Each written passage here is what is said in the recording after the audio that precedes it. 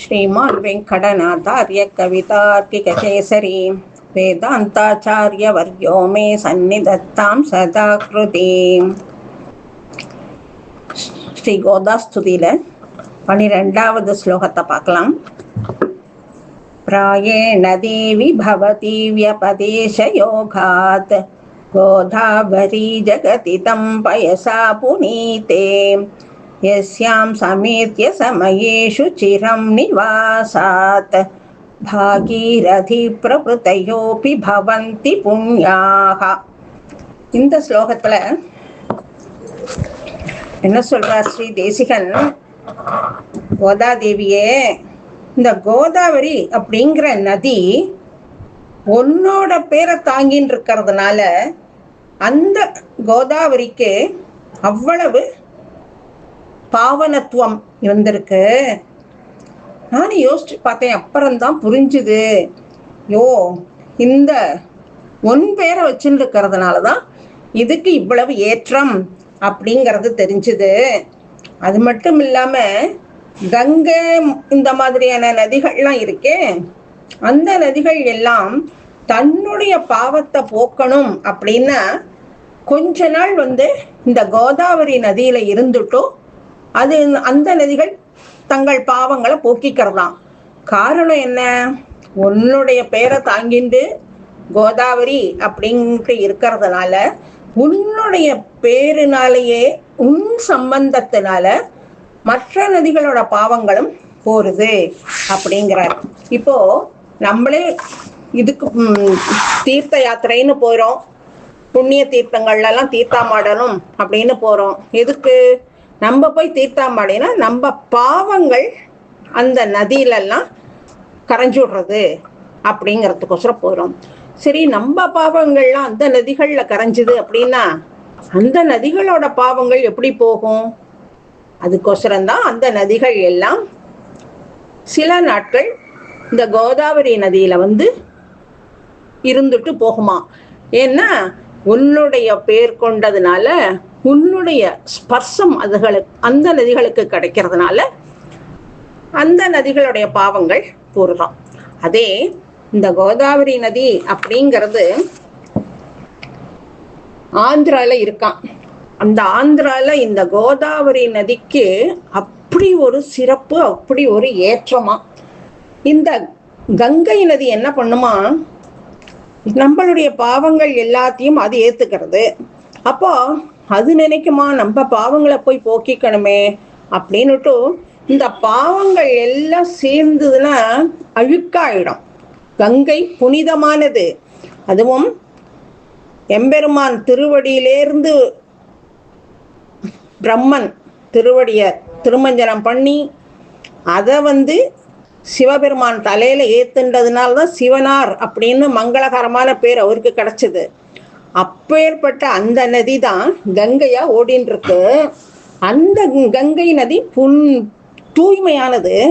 அந்த தூய்மையான நதியில நம்ம போன்றவர்கள் போய் தீர்த்தாமாடினோம்னா பாவங்கள் எல்லாம் அந்த நதியில சேர்ந்து விடுறதாம். அப்போ அந்த கங்கை என்ன பண்றதான், தன்னுடைய பாவங்களை ஏத்துண்டு இருக்கிறதுனால கலங்கி இருக்கான், கருப்பா இருக்கான். அதனால அது காக்கா உருவத்தை எடுத்துக்கிண்டு கோதாவரியில கொஞ்ச நாள் இருக்குமா. அங்க கொஞ்ச நாள் இருந்ததுக்கு அப்புறம் தன்னுடைய பாவங்கள்லாம் போனதுக்கு அப்புறம் அந்த கலங்கம் எல்லாம் போனதுக்கு அப்புறம் அது வெளுப்பாயிடுமா. அப்படி அது வெளுப்பா ஆச்சுன்னா உடனே அது அன்னபக்ஷி பறவைய உருவத்தை எடுத்துக்கிண்டு திருப்பி அந்த கங்கையில கங்கையில வந்துருமா.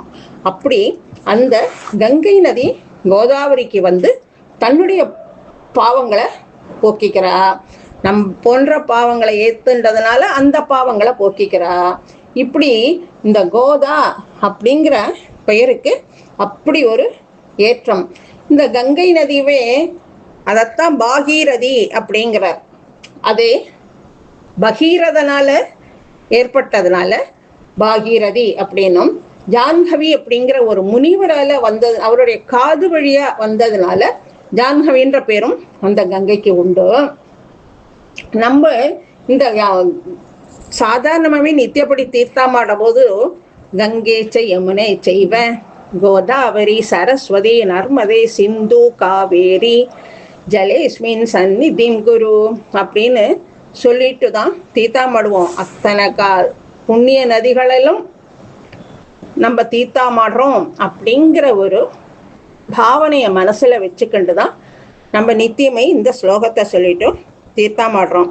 இப்படி இருக்கிற இந்த கோதா நதி இவ்வளவு தூய்மையா இருக்கு அப்படின்னா, உலகத்தையே தூய்மைப்படுத்துறது அப்படின்னா அது கோதாங்கிற ஆண்டாளோட பேரை வச்சுட்டு இருக்கிறதுனால தான். அது எப்படி ஒருத்தர் பேரை இன்னொருத்தர் வச்சுக்கிறது அப்படிங்கிறது ஒரு சாதாரணமாக நடக்கிற விஷயம்தான். அந்த மாதிரி வச்சுட்டா யார் பேரை வச்சுக்கிறோமோ அவளுக்கு நம்ம அடிமையாக இருக்கிறதுனால தான் அவளுடைய பேரை நம்ம வச்சுக்கிறோம். அதே மாதிரி தான் இந்த கோதா நதியும் கோதாதேவியோட பேரை வச்சுருக்கிறதுனால அந்த கோதா நதி உனக்கு அடிமை அப்படின்னுட்டும் அந்த திருநாமத்தை சூட்டின்னு இருக்கு. அதனால அதுக்கு அவ்வளவு ஏற்றம் அப்படின்னு சொல்லி சொல்றார். இந்த கோதாதேவியால எவ்வளவு ஏற்றம் எவ்வளவு பேருக்கு கிடைச்சிருக்கு. இது வரைக்கும் நம்ம பார்த்தது வால்மீகி முனிவர் இந்த பூமியில வால்மீகம்ன்ற புத்துலேருந்து வந்ததுனால பூமாதேவியோட அவதாரம் தான் கோதாதேவி.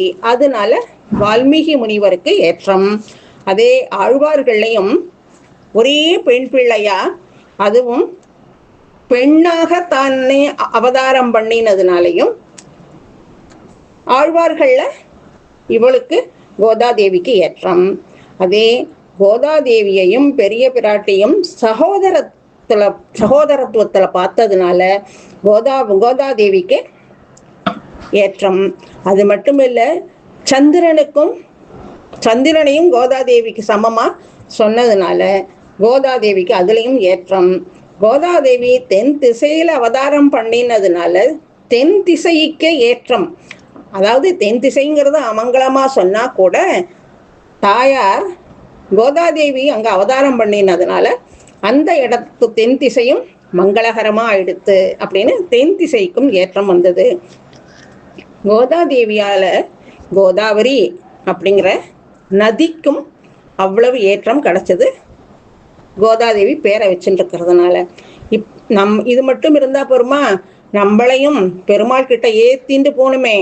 அதுக்கோசரம் நம்மளையும் உடலை நமக்கோசரம் திருப்பாவை நாச்சியார் திருமொழி அப்படிங்கிற பாசுரங்கள் எல்லாம் நமக்கு கொடுத்து அதெல்லாம் சேவிச்சோம் அப்படின்னா நம்மளையும் இந்த ஏணியில ஏத்தி பரமபதத்துக்கே நம்மளை கூட்டிட்டு போறதுக்கு ஏணி மாதிரி நமக்கு இந்த பாசுரங்கள் எல்லாம் கொடுத்துருக்கா.